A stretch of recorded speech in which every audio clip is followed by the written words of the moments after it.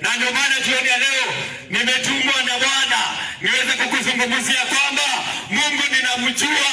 Nimekuja kukuzungumzia wewe ambaye unasema ya kwamba Mungu ni nani. Nimekuja kukuzungumzia wewe ambaye unashangaa wokovu ni nini. Maana ni mapenzi na makusudi ya Mungu ili uweze kumjua. Maana Mungu ambaye ninakuletea jioni ya leo ndiye Mungu mwenye mbingu na ardhi. Ni yeye aliyeumba mbingu na ardhi. Ni yeye aliyekuumba wewe mwanadamu. Ni yeye aliyetuumba sisi sote na kila kitu kilichomo duniani.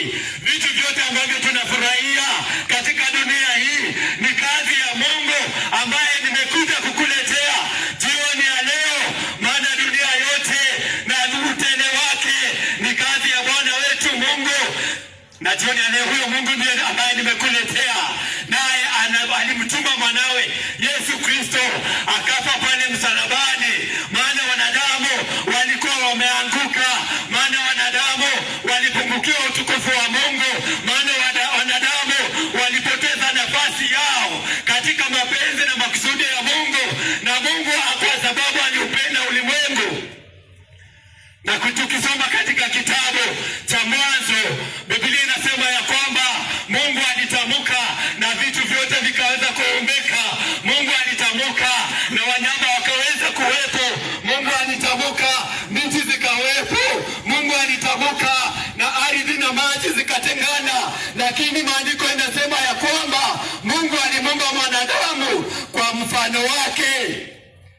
Maana ukisikia jioni ya leo unastahili kujua ya kwamba kunaye Mungu aliyekuumba wewe na alikuumba kwa mfano wake. Na maandiko inatuambia ya kwamba katika mchana Mungu angeshuka katika bustani la Edeni ili akaweze kuwa na ushirika na mwanadamu.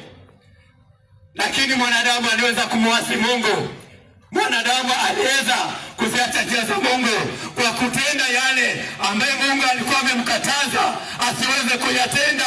Na hapo ndipo uhusiano wa Mungu na mwanadamu uliweza kuharibika. Na hapo ndipo mwanadamu na Mungu aliweza kutengana. Na tokea siku hiyo Mungu alikuwa anatafuta jinsi atakavyomrejesha mwanadamu kwa mapenzi yake. Mungu alikuwa anatafuta jinsi atamrejesha mwanadamu kwa upande wake. Na ndio maana Yesu Kristo aliingia. Ndio maana Yesu Kristo akaweza kutumwa duniani ili afe msalabani, akuokoe wewe na mimi, akurejeshe kwa Mungu. Na katika maandiko tunasoma ya kwamba kuna mtu aliitwa Sauli ambaye alidai sana kumjua Mungu. Alidai sana kuzielewa njia za Mungu. Alidai sana yeye ndiye anamwelewa Mungu, ili hali alikuwa anampinga huyu Mungu. Maandiko